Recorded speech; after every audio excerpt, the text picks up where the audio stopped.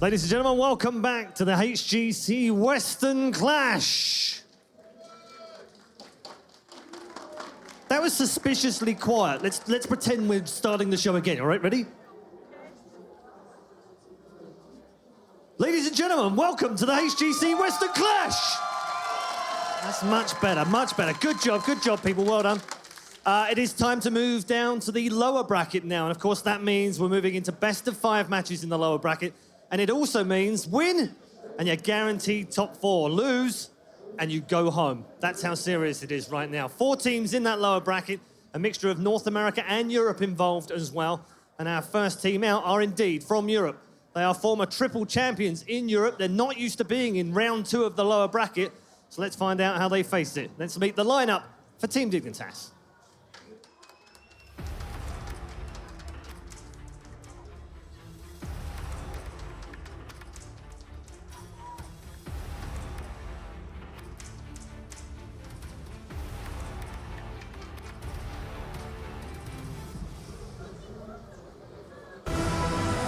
Ladies and gentlemen, please welcome Team Dignitas.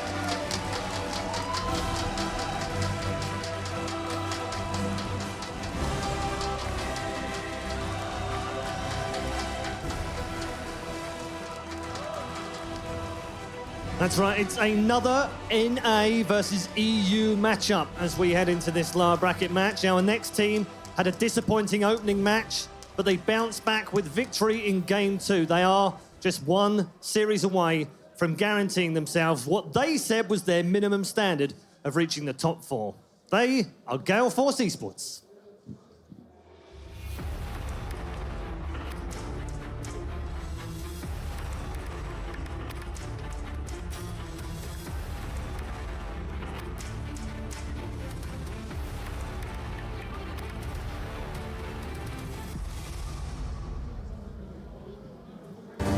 Representing North America, please give it up for Gale Force Esports.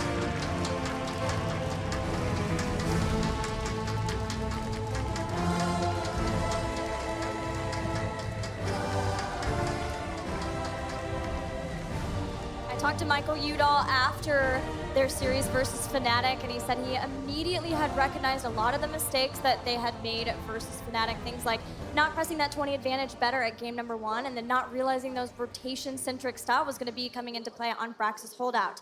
And Jake, Gale Force did look a lot better when they were playing more on their comforts like Kerrigan in their second series.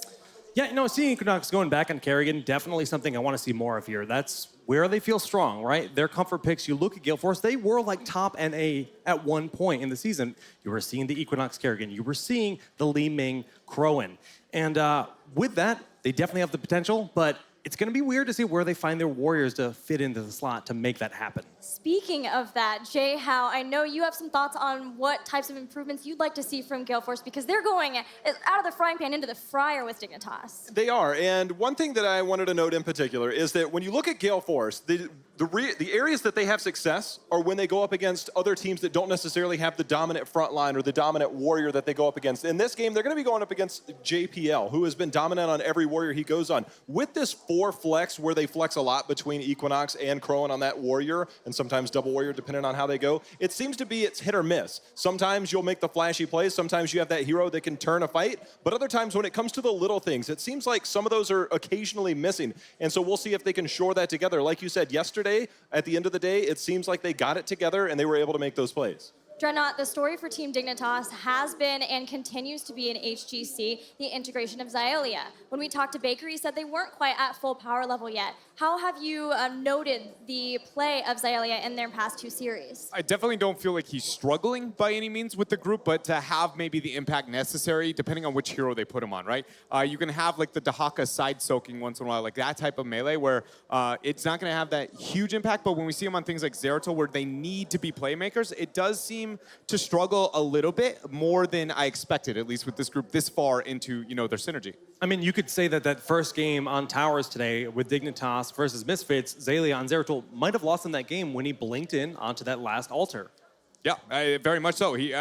whether that be his decision or not is something hard to, understand the communication. Right. Who was the guy who said, we need to buy this time right now? But either way, yes, that decision was without a doubt the hinge that really kind of put the momentum totally in Misfits' favor. Well, we're going to talk about two star players for these teams, and those are the support players. We're looking at Bakery of Team Dignitas, a legend, and rightfully so, versus Akaface, one that Dreadnought and I have been following his success and his growth as a player in HGC so far in North America. Yeah, for me, he has been rising as a support for North America. Obviously, he's been there for some time, and maybe not as quickly as like June came in and just suddenly became the very top. But Akaface has very much become a playmaker here for Gale Force Esports. Dread, looking at those numbers, we obviously see more deaths average on the side of Baker. We've seen more Kerosene play. We've seen a lot of very aggressive Rhaegar. You talked about Zelia. It could be his call. It might not be his call. But they're trying to integrate him. Do you feel, and now looking back last year, I have all the stats. Bakery was one of the more proactive when it comes to supports in terms of doing hero damage and trying to make plays. Do you feel he might be pressing that a little too much because his team needs it, or do you think it's just a matter of circumstance right now? I would argue it's not necessarily that his team needs it, it's just that he is absolutely min-maxing his heroes effectively. I would say, Bakery for me right now is by far the best at understanding how to use the mobility of Ghost Wolf, confirming kills. Like, he is, I can name a couple against teammates specifically that I was very impressed with. So I think it's not that his team needs him to fill that role, but he is doing it properly. And until he's risking himself, with most cases, I don't feel like that is the case. And that's totally fine, right? You might as well pat your, you can take anything you can get at that point. Jake, implications of this match. It is an elimination match, our first of the day. Dignitas, maybe not thinking that they would be here, but also knowing who they would be going up against, winning their first series, very likely to be Misfits, not counting it out at the same time. Would you look at mindsets for these teams? Who would you give the advantage of?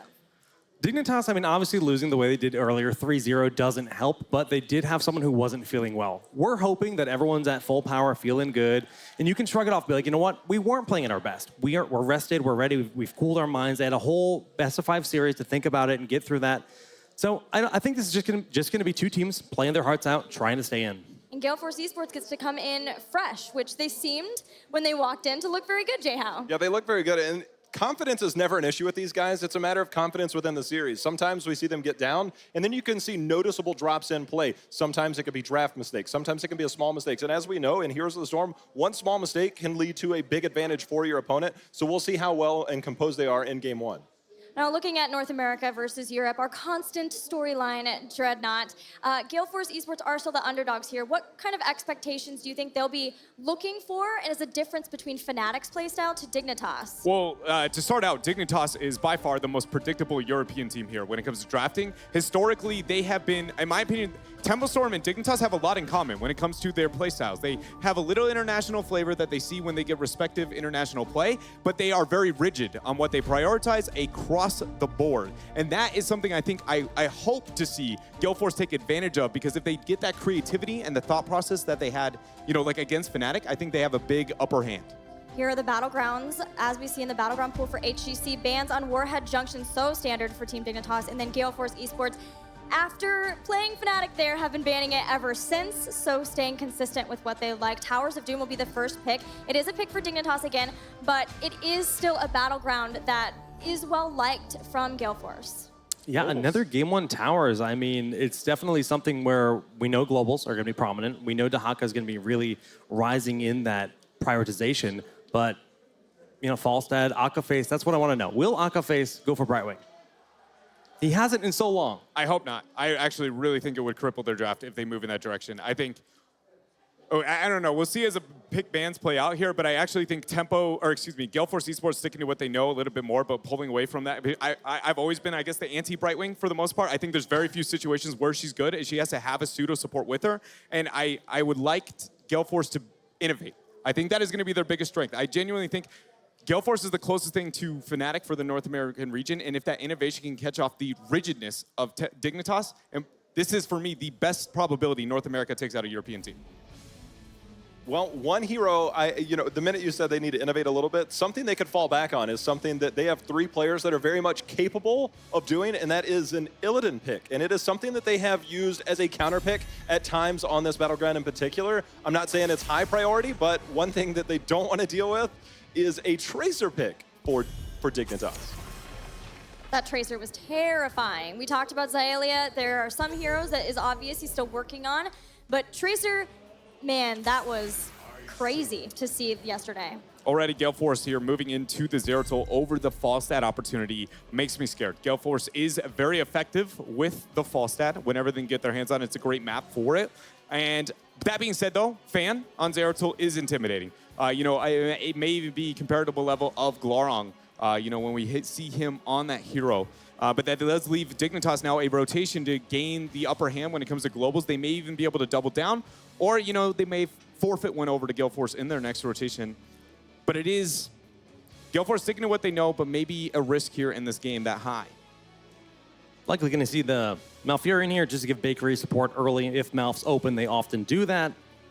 On the other hand, there's so many globals out open here. Falstad, Dahaka, standing out. In 4 of the 5 games that they had during HGC North America, they played Brightwing Falstad. 4 out of the 5 games. Are they going to Jaina here? If they Jaina here, okay, I like the Dahaka over the Jaina a lot here. I was very afraid. It's very common for Dig so far. Both games we've seen them at this tournament alone have ended up moving into the Jaina in this rotation. And so I'm really glad to see them pull away from that. Correction, it's actually 5 out of 5 games Oh, wow. they've run Brightwing Oh, Falstad. yeah. On the side of Gale Force. No, I was talking about for Dig moving into the Jaina. Yeah, that they pull away from the Jaina to get that global. So if Gale Force moves into that global in this rotation, that they have somebody to be able to match that, and then such a strong power play pick, which is at Bakery on Malf. He's very, very effective on that hero. I think Falstad's the must, but I do not want to see the Brightwing from Gale Force here. Yeah, I feel like the support options are definitely open. If they wanted Brightwing, they could do that a bit later. The Falstad will be picked up, very likely Michael Udall on that hero. Crowan, I was saying this, I want to see Crowan on the Li Ming, and this more or less means we'll be seeing Equinox playing that tank. And, ETC, whatever it might be, I like this a lot. They actually prefer Murden most of the time on this battleground, so it'll be something that they might move into at the same time. Dignitas, we know JPL is one of the best Murdens in the world. We've seen, I remember watching him last year thinking, wow, it's really hard to make Murden look that good, especially outside of Korea, but he can make those plays. So will that be a heavily contested hero? We will find out as we hit the second ban phase. I'm more questioning Gale Force's ban, which we'll talk about when we end up getting to that position, but I mean, what do you want to remove in the world of supporting, or is there something when it comes to Warriors, all Dignitas really has to ask themselves? If anything, I don't think it'll be, wow. I was just going to say I don't think it'll be the removal of the Brightwing, but in fact, they do not want to deal with that. I really feel it's just a matter of taking away their comfort. Yeah, that very much could be it. The Abathur was the one I was going to be talking about, because I very much thought that Dig's power play on Abathur onto this map, and with only one global, it could be very, very intimidating and difficult to deal with if Gale Force let that through. So I'm very happy to see that adjustment for GFE in this draft. Especially seeing Abathur played by Dignitas on Towers of Doom in literally the first game today, and Snitch did wonderful work in that lane. This is really good to see out of Gale Force. If you replace Illidan and Zeratul, if they're interchangeable, almost every single time they've played this battleground, that is the comp that they run. Brightwing, Falstad, either Illidan or Zeratul, and then they switch in Li Ming in there, but Muradin will probably be picked up. But Dignitas themselves have to decide, do they try and take Muradin for themselves, which they did play earlier, and try and solidify that front line, but they also need some damage, which doesn't seem like it's going to be taken away anymore, so they can be pretty flexible here. My question is Gale Force Esports Warrior. We've talked a lot about the Warriors for them. There is the Jaina you mentioned though, Dread. Yeah, it's no surprise, and it's going to be the Tyrael as well. I like the Tyrael over the removal of the Muradin. For Gale Force though, I think Muradin makes the most sense when it comes to solo survivability and just having the prepping CC necessary to be able to aid on Li Ming. I really don't want to see a variant. Just the kill potential if variant ends up moving in that direction would be absolutely horrifying. So Johanna doesn't gain much in this situation. To be completely honest, I would like maybe even a noob in this situation, but Tyrael would be really hard to be able to deal with, and obviously that's not very North American. Well, let's just assume the last pick for Dig very possibly could be Greymane. What do you think is best against that? To be able to deal with Greymane's burst, I mean, you only have one warrior to be able to choose, so it makes it very difficult. It's just the guy who doesn't get blown up, and that could be the Johanna, I'm gonna go with the Murden. I think is the choice. ETC, okay, they're gonna go with the ETC and they're gonna go with Rhaegar. This is a very comfortable draft across the board for GFE, sticking to what they know for a lot of their heroes. Same with Dignitas for the most part, which means both these teams knew what they were getting into, and I can't tell if this is just to feel each other out before they, venture outward and towards the meta, or if they just have that much confidence, I guess, in their own play. If Greymane's not the choice here, I know, like, nobody seems to be wanting to play Vala. Tychus is available still, so that is a very Snitch hero that they play a lot of times alongside Jaina. It's a very common pairing between Snitch and Mayday on that back line, unless Snitch is playing the Dahaka, which we saw yesterday. Nazebo is actually really good in this situation, I think, for Dignitas. That being said, it's not like necessarily a bad or a better map. That is a route they could go, though. It is going to be the Nazebo. Okay. We saw that earlier as well. Nazebo on this map, there's a lot of choke points where you get mega value, double tank, you close them in, and then Jaina just gets insane value. I like this pick a lot. I mean, Nazebo, his win rate has to be something absurd in this tournament. It's very, very high. He is a absolute monster because he counters in not only, okay, so he's not only solid on his own, but he also counters a majority of the damage in the game that's going to be burst oriented. And so it just makes it to where everybody is kind of looking for a bit of that lockdown here and there. And most of the time, Nazebo can just walk up and be like, beyond with my health pool, and if I want to spec into it, a lot of the heroes on your side are just not going to be able to deal with me. And there's about 0 supports in the game that can actually deal with him when it comes to just raw spider damage output. I'd like to talk about Fan in this moment, going into game number 1, because I do believe that there's a lot relying on him, a lot of his teammates relying on him as I believe you said it, Dread, he is the most representative North American player in all international tournaments. His statistics are incredible within HGC North America. His Zeratul is 6-1. He has the highest average kills per game for both North America and European players. Wow. He's the only world champion at this tournament. Does he feel any pressure at this moment? You've got to. I feel like you have to at this point. He has to feel like it's a bit of on his shoulders, especially considering the hero pickup.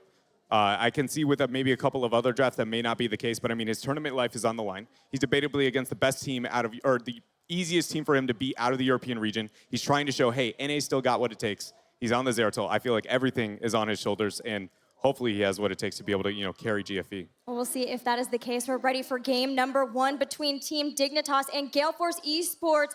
Take it away, Tetcher and Caldor. Thank you very much, guys. It is game number 1. I am Tetcher, and I'm joined by the wonderful Caldor, who's going to introduce you to the team on the left. To the left, we have Team Dignitas, and JPL is currently playing the Tyrael. We already saw that. We have Nazebo played by Snitch Bakery on Malfurion. And of course, we have Zelia here, this time on the Dehaka, with last but not least, Mena, the bald brother, on the Jaina. And on the right-hand side, it is Gale Force Esports. We have Crowan playing the Li Ming. We have Akaface on the Rhaegar. It is going to be Michael Udall playing Falstad. The Zeratul being played by Fan. So much pressure on his shoulders. And Equinox playing ETC. And as this is an elimination match, of course, there's a lot to talk about here and a lot of pressure on both of these teams right now. We're starting things off on Towers of Doom, and once again, we get to see that Nazebo that has actually really produced a massive victory earlier when we saw it played by Misfits in the late game after 20 was hit, which gives the hero, of course, this massive power spike, Tetcher. Yep, they get a huge power spike from Nazebo, but you need to survive till the late game, which we've seen a lot of teams have been able to do. And Dignitas are a team that have a lot of experience in that style of play. They just need to be very careful with it. Some of the talents that are worth talking about, very stack heavy on the side of Gale Force with Season Marksman and Prog Rock. We also have the Force Armor, fully means protecting herself, whereas Team Dignitas, Scouting Drone, no extra mana or anything like that, haven't seen that for a very long time, and Dahaka, standard Primal Aggression. And if you're a little bit newer to the map, the one thing that's really important here is that the first and the fifth wave of ultis that we're seeing on the map here, the objectives are spawning as 3. So this is really like the ones that you want to concentrate on. A lot of teams are willing to let a lot of this go in the early game and wait for a power spike to hit, since it's oftentimes quite difficult to snowball all too hard here. You can take away the occasional bell tower, but it can always be recaptured once you hit such a power spike. So a lot of teams are actually looking more towards the mid and the late game where they can utilize their heroic abilities. But let's see how this early game goes. Yeah, and like you said, looking towards the late game is likely what Dignitas will try to do with the Nazebo, but if they can gain the early advantage, they will. Tyrael is one of the heroes we have seen throughout this tournament and throughout the HGC, who is the most effective in terms of raiding those Goblin Sapper caps. Yeah, and Tyrael, of course, has another little mean trick that he can use later on in the game when he can just simply drop a Sanctification to channel through an altar. That produced a couple of game-winning moments already in very close matches, so that's something that Gale Force has to keep in mind if we're going into an intense late game. Yeah, the Pumpkin Sappers for Dignitas being taken out very quickly. Gale Force guiding theirs in, the zombie wall just missing, and as such, all the Sappers go in and they are able to take a tower there. Yeah, and with the triple altars now coming up, actually one of the things I want to point out is that Frost Armor here on the Jaina, but before that happens, let's take a quick look at Rega here, who's in a lot of trouble, but Arcaface is able to move back, but Tetra, the zombie wall that you just talked about as well.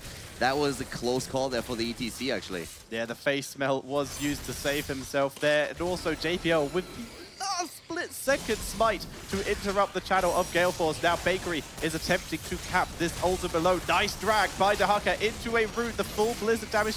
Last hit does not land. They're able to get a kill onto the Jada, though. Nice job by Gale Force there, leaving with the shots. And now we see Fan looking for Snitch, or at least to zone out so his team could get their second ult and put themselves in a slight lead. So far, the Western Clash has definitely been a very Zeratul-heavy tournament, and especially when we're looking towards the North American teams, they love to play with Zeratul.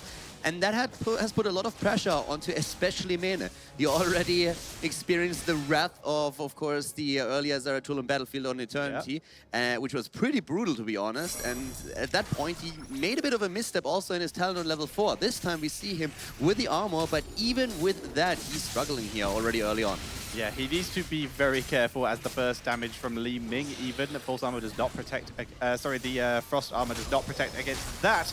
So he needs to be very careful about that Li Ming burst damage. To point out here, Gale Force already in the lead and they're doing significantly better than Tempo Storm were able to do in the last series. Yeah, they're actually doing really well so far.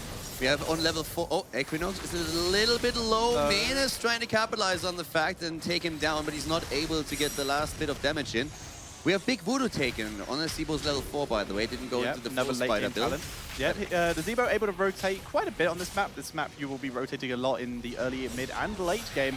And 2 Sappers make it to the base. Oh, and this one will be killed off. The second tower, though, did go down. Nice defense by Dig, but Gale Force, this bot lane, are putting on a lot of pressure.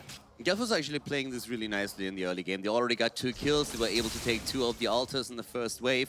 But of course, now with both of the teams on level 7, we are again on the same talent. And slowly and steadily, we're going to see the quest talents on Dignitas' side complete. But here comes Michael with a nice fly-in against Zelia. Zelia is in trouble, tries to buy a little bit of time and negates the damage here. But misses in this case, unfortunately for him, of course, the taunt. Yeah, minion wave showing up just in time, though, to protect him from the orb. Nicely done. He tried to pull a snitch, just out of range. I was just about to say, he was trying to pull a snitch here, who produced an incredible kill earlier on this day, but in this case, he was able to get out of there, and I think he was pretty happy with that too. Yeah, which is still fine. Living is good. Getting a kill is just a little bit extra. But we see Zelia clearing that up nice and easy. I'm pretty sure, though, that snitch made a comment. Yes, yeah. I think you are right. We're going to be seeing Dignitas moving into the bottom lane. They're going to try and take position. Arcaface taking his time, and the aggressive tunnel from Zelia. That will force most of the backline out of range. But Bakery's cap was interrupted by Equinox, who is now being forced back once again at JPL. Good zoning. This will be Dignitas' altar. And that was actually an incredible cleanse that we just saw there from Arcaface. Very well done. We saw the quick burrow in by the Haka, attempting to go straight onto them, but then the quick cleanse, making sure that nothing happens. So yeah, very well done actually, keeping the heroes alive. But in the same mention, we need to say that Gale Force, of course, in the course, lost the altar then. So at this point, 32 points, hit points on both cores. Yep, very even for now, although Gale Force Esports with a full level lead, and they now have a talent lead. Getting their heroics available, we have the Mighty Gust Ancestral, Healing Void, Prison. ETC could go either way, as could Li Ming here. Yeah, interestingly enough, also when we're looking at Fawcett, for example, when we're looking at Michael Rudolph here, he has currently 22 stacks already, which is 6 minutes in, so it's actually very fast when it comes to the stacking process for a seasoned marksman. Yeah. And that's an immense amount of pressure that we're seeing here at the bot lane. Extremely well played by the North American team, claiming that bell tower and stealing it off Dignitas. Yeah, the aggression they've shown throughout this game has very much gone in their favor, and the towers they're able to take down with that was what allowed them to get their level 10s and as such push in to guarantee that bell tower. So, Dignitas now need to find a way to take this back while also still preparing for the next ulti phase. For starters, they've begun to put pressure up in the top lane thanks to the sappers they took. Gale Force, though, they are waiting for the sappers to spawn in the bot lanes. They can take them and guide them in with this bell tower available. Yeah, the level 10s have now reached on both sides. Interestingly enough, we have Disintegrate taking here for Li Ming, not going into the wave of force here. The only one that hasn't really chosen yet is ETC, who is currently still keeping the opponent in the dark as to whether he's going into the mosh pit or will go for the second pseudo-global, making sure that he maybe even gets that stage dive if there's a kill in for them. But right now, Gale Force is still in a pretty decent lead here. 2 kills against 0, they have the experience lead, they're doing well here. They are doing very well, but Dignitas taking an advantageous position in the middle altar, whereas Gale Force looking to try and take a bot. The question is, are they going to be able to get the 50-50? Gale Force looking to attempt to prevent that. The Disintegrate used as sort of a dissuader gate here to try and stop Snitch capping. And yeah, this is some good harassment for Gale Force. They've already taken care of bot. And Dignitas so busy focusing on trying to kill Fan, who dodges the ring, that they've sort of abandoned that bottom, they've sort of abandoned that mid-lane altar there, and Tyrael is picked off by Zeratul. Great kill against Tyrael here, and yeah, that ring did not really hit too much. Mena was not able to lock him down with this, but this is actually like a second altar in favor of Gale Force, and that's not any altar. This is actually like 10 shots that were just about to fire, or just firing against Dignitas. They're doing incredibly well here. Mena is attacked, and oh my god, Equinox! But he gets out with the face melt. Ancestral for good measure. Not sure that was necessary. They're trying to drag him back in. Twilight 3, but they get him. It took 2 heroics. That's right, it took 1 heroic, but they were able to get him. But a pretty ballsy play there. I mean, he went deep into enemy territory for that. And then at the same time, Daka just turning around saying, hey, listen, buddy, you are staying here, come with me. They finally get the kill. And that was actually the first kill for Dignitas in this game. It was. It's currently 1 kill to 3 in favor of GFE. And now Dignitas, with the 5-man, the last altar was spawned not too long ago, so they know they have time. So they grab their own sappers, guide them in, and reclaim that altar, making it so that they're not going to take disadvantageous shots anymore. However, in the time that they did have that bell tower down, they took both the altars. So they lost an extra 10 health on their core, giving a big buffer to Gale Force. That's a pretty big problem here for them. But the one thing that I have to mention is that GFE did make the best out of the situation after they lost ETC. They had Zeratul immediately in the mid lane taking care of the wave. And that reflects in that lead that we see for them. 13 versus 12 currently on the board. And that, of course, grants us an extra talent for Gale Force. So they will have an upper hand up to the point where Dignitas can make sure that they grab enough experience to at least get the 13 talents to play as well. No Giant Killer, by the way, for Volstad. What do you think about that against 2 of the slightly lower health, to be fair, but still against 2 tanks? I'm not really the biggest fan of a build like this. Usually when you're going into the season marksman, you're really looking towards the Giant Killer as well, since you are attempting to put a little bit more of auto attack DPS out. I think that the thought process here is really that he is going to be able to use the static shield a little bit more on top of that, that he always has it ready in case he's going to get jumped. Maybe he's a bit afraid of the Haka going for him, trying to burrow next to him and flanking him. But at this point, it's definitely one of the choices where you can argue a little bit what would have been the better style. If he loves with that flow rider to go for the static shield, go in the cooldown reduction, and by any means, so be it. Yep, if it works for him, then that is what we will see. What we do see is a simple 1-2 trade for both teams, both grabbing an altar. In the meantime, though, Gale Force were taking this top sapper camp. Now, Dahaka can clear this, but Volstad is harassing him down, and this is the issue Dahakas can have in the Dahaka versus Volstad lane. You will get harassed a lot, the wave clears quicker, but it does take a little bit of micro to deal with. Dignitas is really feeling the pressure here. That's another bell tower that they just lost. And I also want to point out that we have on 13 at least 2 position taking for Nazeebo, so that makes him a bit safer against, in particular, Kronos Li Ming. But the camp over here stolen away. Nice Twilight Dream. The kill against ETC, and the follow-up as Rhaegar falls. A double kill for Dignitas. Volstad arriving just in time to watch his friends die and immediately retreating back up to the top lane. But this gives Dignitas time to begin taking the enemy sappers, and Nazeebo time to take back that bell tower that they just lost, giving them another little boost in XP. Yeah, Zebo currently, just to keep you guys in the loop, is at 77 stacks for his Voodoo Ritual. So keep in mind, once we hit level 20, we're going to keep you up to date if he's able to complete that quest there. But for now, we still see GFE in a slight lead when it comes to the experience. But that last double kill, that really helped Dignitas to turn the tides of the game a little bit and at least put some pressure on the North Americans. It did. They are now on even levels, which is somewhere they haven't really been for a while. They're still a little bit behind in experience, and getting these towers is going to help change that. They're going to be able to take this one down as there's no ammo left and the Zebo has already damaged it. Minions should finish this off eventually. I mean, I have to say that I feel especially the level 13 on the Zebo with Superstition is so helpful for them right now. They feel a lot safer with this, mainly relying in this game also on the Froststormer that we mentioned a bit earlier. So the good targets for Gale Force, they are definitely getting lower and lower. The target count here. Now with the 5th objective spawning on the map, we have finally a triple phase again, and this is really where the Globals are going to play a huge role once more. There's level 16 now available for Dignitas, just catching up to Gale Force there, who still had that little slight lead. Another triple altar phase, and by the looks of it, Dignitas do want to fight over the middle altar and then just trade 1-2 at top, but Van looking to not make that a reality. Yeah, Dignitas is actually falling over and over into that little trap where they think it's a trade, but Gale Force doesn't agree and it goes for the interrupt. Zeratul, on the other hand, dies at the top, but Jaina is also falling. It's a 1-for-1 that we see there. The Haka moving up as Mike Udall is attempting to escape there, here. dude. Where are you going to Well, go? you can run, but you can't hide, my friend. He doesn't have the fly, apparently. He's trying to go for the interrupt. Zelia gets it, though. And the quick barrel, is he able to escape? The Haka is still on the run, but it seems like Mike Udall is able to get out of there. Yeah, now we are down to the fight in the bottom area. Nice Holy Ground onto Equinox, but there's no follow-up, but it does zone him away. The Magic Missile's just missing, and Bakery takes that altar. And Dignitas, they're still 6 behind, but it's less than 10, so they are definitely getting there.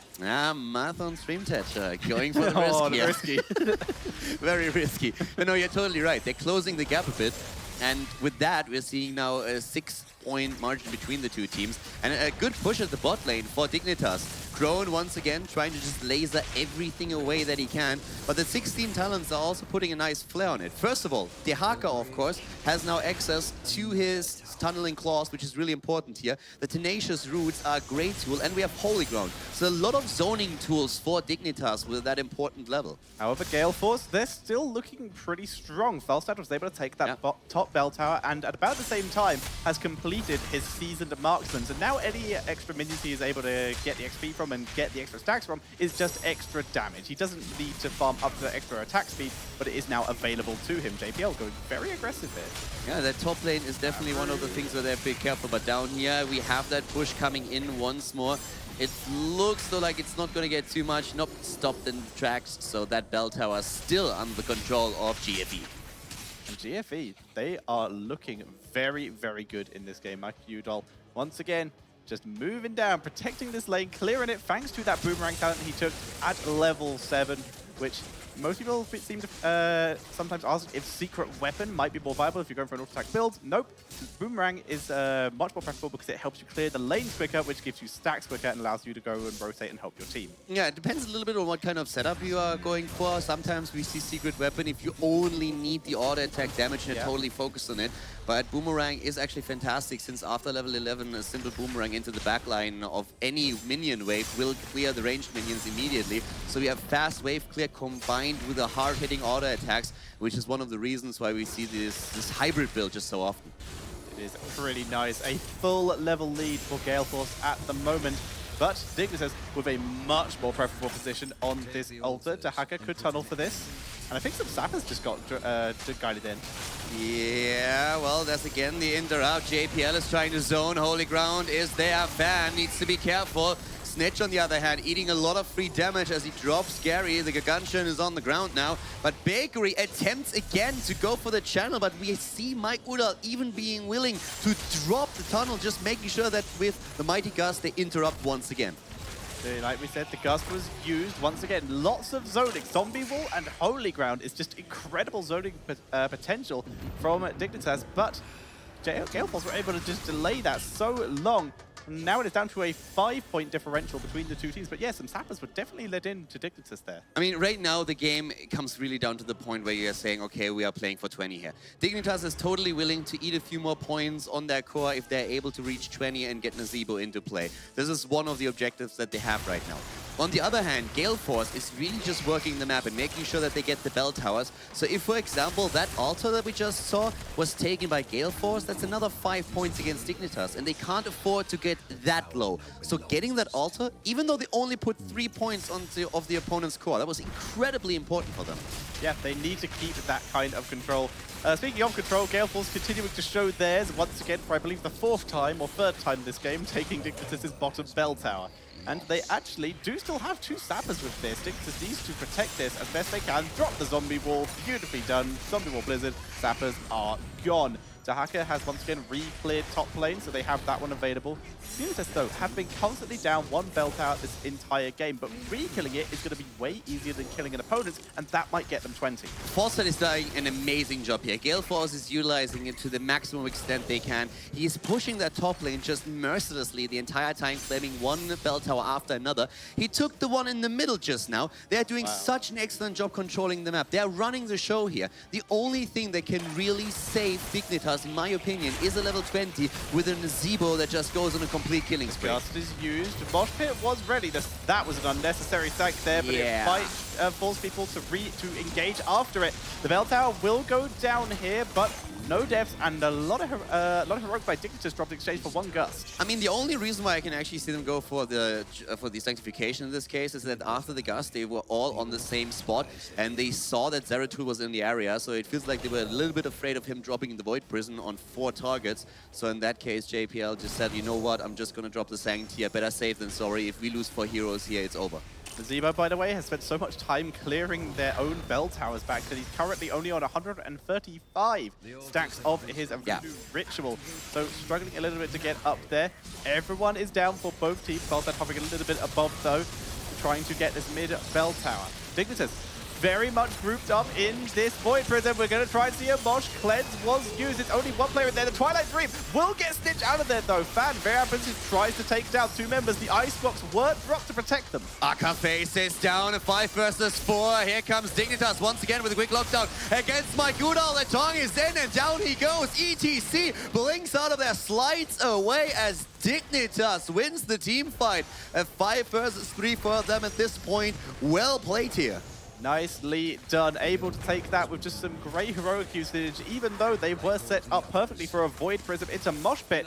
It was perfectly dealt with 2 heroes escaping, 1 with Burrow and 1 just being Tyrael teleporting out, and then Bakery using that bolt to teleport in and get that lovely Twilight Dream. They only got 3 points of the opponent's core since they are only holding 3 of the bell towers right now, including their own core, of course.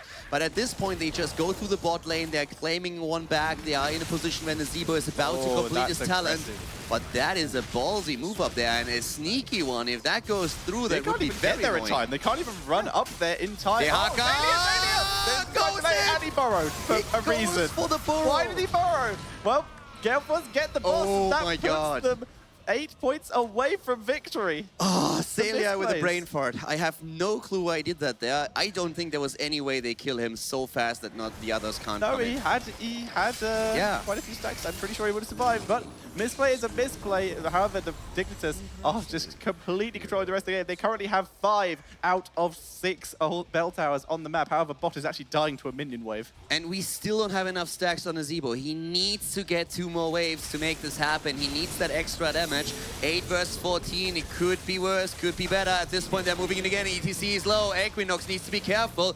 And Falstad gusting quickly to make sure that they not lose their tank up at the front line. Corrections there. It was actually Bot just being retaken. It was just respawning health, which is why it looked so low with minions surrounding it. But yeah, that gust was nice. Just a nice little disengage to make sure that Gale Force can regroup. And obviously, it's one of the lower cooldown heroics for them to use.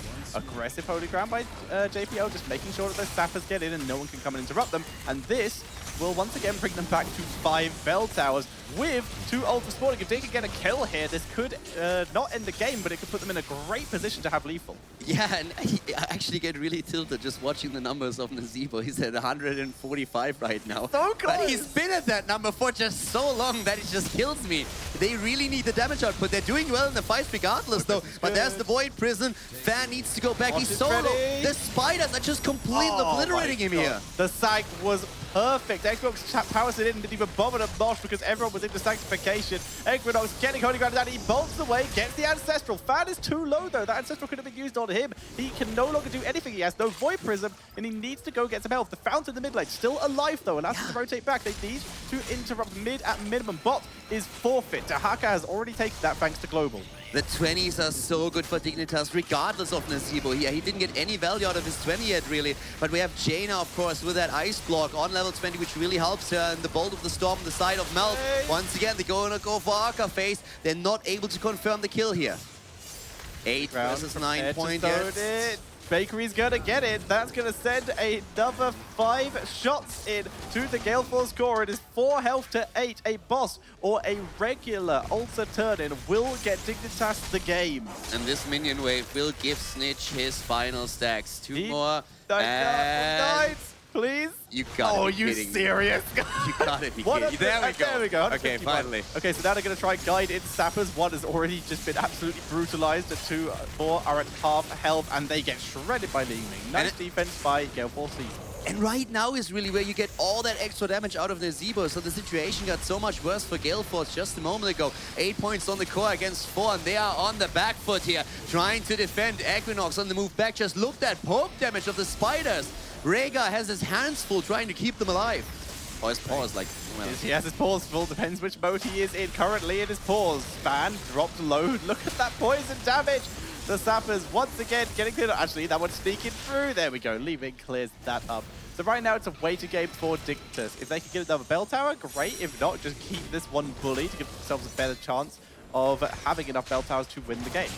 Yeah, and right now we have 70,000 damage on the side of Nazeebo. Just to give you a quick comparison here, 53,000 for the top damage dealer for Gale Force Esports, which is Crone at this point. We have Mike Udall on 44k. So at this point, we are just seeing the Global being used up at the top lane again, where he is attempting to kill another bell tower with his Falstad. Couple of rotations. They know that there are none at the bot lane anymore, no camps to be taken. Yeah, so Dignitas right now are just putting so much pressure on the bot lane, just making sure that they have that 4 bell towers, even if Falstad did exactly what he did there. This is now a situation where Gale Force do not have enough time to clear that bottom bell tower, and now it's a disaster because the Sappers are being taken.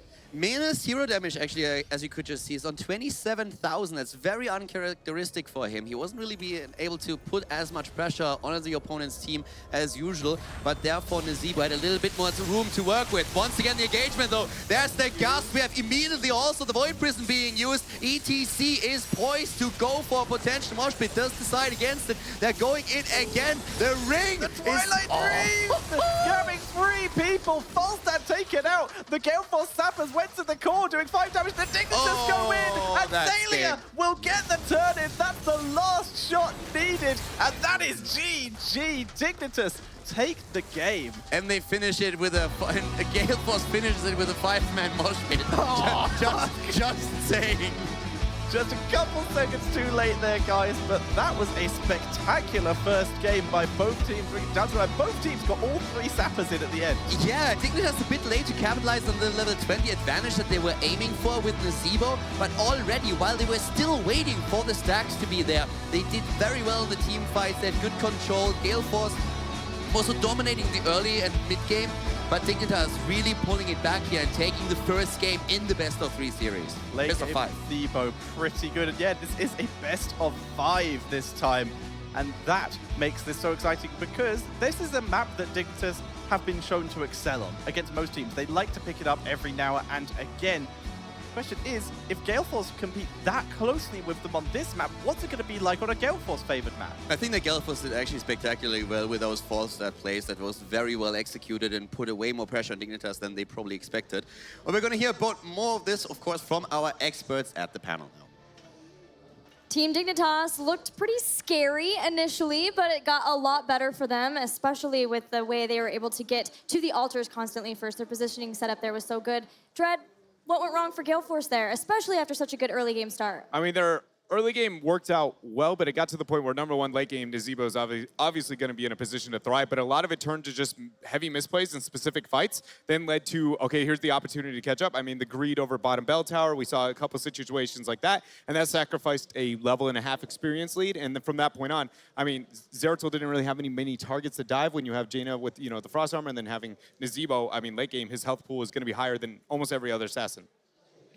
Jay, how you talked about the warrior player for Gale Force Esports. What did you think about Equinox here? This is the second time this event that he's been on ETC. It was very hit or miss, and that's why one of the reasons I wanted to go Murden. It's much more forgivable when you play Murden. We saw ETC dive very deep on the bottom. We saw a lot of power slides that missed. We saw a lot of missed opportunities, and when you don't excel at ETC at the highest level, the value on him goes down tremendously, and that's why Murden, I think, would have been a safer pick. Again, just because it's more forgivable, let the rest of the players make the plays. Don't try and make the big play as ETC, and let your team do work. We're going to look back in on the game, the last team fight that happened, Jake.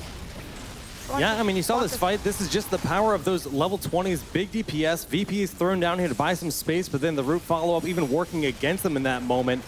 And it just felt like Fan could never get in there to do the damage they wanted. That Ring of Frost, not the most value, but there's just too much done, too much poking. Unless you can get that immediate value with the Zeratul early on, you force them away. The VP, again, does nothing. It's so hard to win the team fight after that. Yeah, Fan was doing a remarkable job throughout this, lots of awesome Void Prisons, and especially to Michael Udall with the Yeah, push. but until the late game. I mean, late game, they just focused on it. Mene was making Fan's life hell. Every time Fan wanted to go in, it just wasn't happening. And that was just really on Mene more than Fan in that situation. But overall, I really like the way that they drafted. They approached the game. I think, yes, the Warrior pickup might have been suboptimal in that situation. But beyond that, I mean, the Li Ming, the Zeratul, the Falstad, a lot better than yesterday's start drafts. Yeah, it definitely shows us that Gale Force Esports has a shot in this series, even being the underdogs. Guys, don't forget that we want to hear from you throughout our Western Clash and throughout the matches today. We've got this one and one more left to close out the day. Use the hashtag HGC when tweeting at us. Let us know what you've been thinking, because these matches have been very, very good. It sucks that we have to get to an elimination match once again, but that's part of it. That's esports. It's EU versus NA. This is actually where people can start using HGC to maybe talk a little trash about their region and be like, hey, EU's flexing on some NA. It's just game one. But if they do get put out, I mean, you got to start thinking like, all right, will Twitter start heating up? Oh, I'm sure there is already lots of trash talk in progress, Jay Howe. All right, guys, we are going to go to a break before our game number 2. When we come back, we'll see if Gale Force Esports can get a win over Dignitas in this best of 5 series.